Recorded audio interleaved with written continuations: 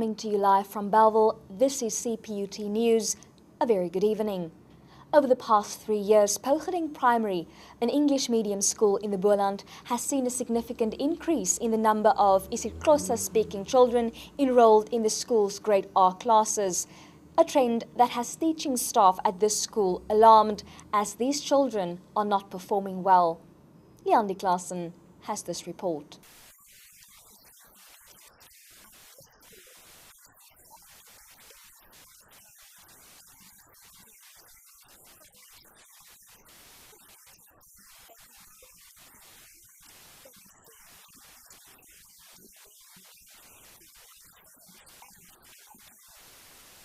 I really don't know where the department can draw the line, because why? They say children must be taught in their mother tongue.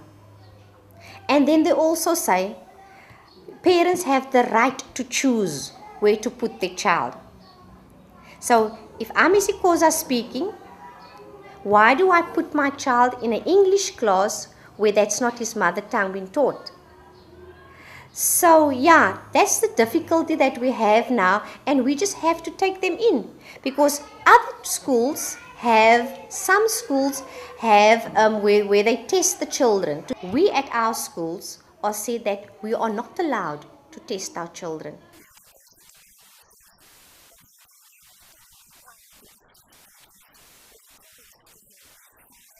Level in terms of policy, we introduced for the first time a second language in grade 1, and the idea is to get children exposed to the second language as early as possible in the formal schooling years, that is from grade 1.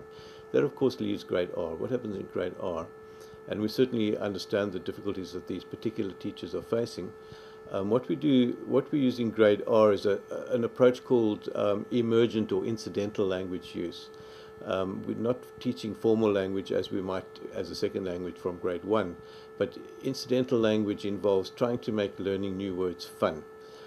So typically teachers would use nursery rhymes and songs and even read stories just to let children get used to the sound of the language, and they would pick up some words from that as well, and the way the sentences are structured and so on. So the trick at that age level is to make it a play activity, a fun activity for learning a new language. Our main focus is on making sure that we provide the best possible education for the children involved, and we're all motivated to find a solution, and I'm sure all concerned would want to work together to find that solution.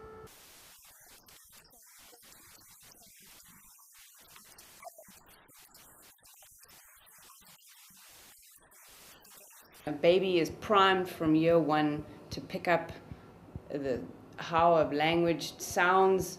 They start making gurgles in a certain way that sounds like their home language. They're primed to pick up language, and if the language at home is isiXhosa, then that's what they learn, and they are experts at learning languages until about the age of 4. So after that it starts to set, and learning another language, they just simply aren't as primed. The brain isn't as ready to pick up a new language as it was. It's not impossible. And people will say that certain children will have an aptitude for learning languages for a long time. Into their adulthood they will be able to. But the majority of children will struggle to go into a brand new environment of learning all of the new skills, adjusting to a school environment from being at home, plus having to learn it in a brand new language. Is going to be extremely difficult. And as the debate as to whether mother tongue instruction is truly best for children rages on, black mothers continue to send their children to this school in hopes of a better future for their young. And the children come to school every day unaware of what effect this will have on their futures. Leandy Klaassen, CPUT News, Wellington.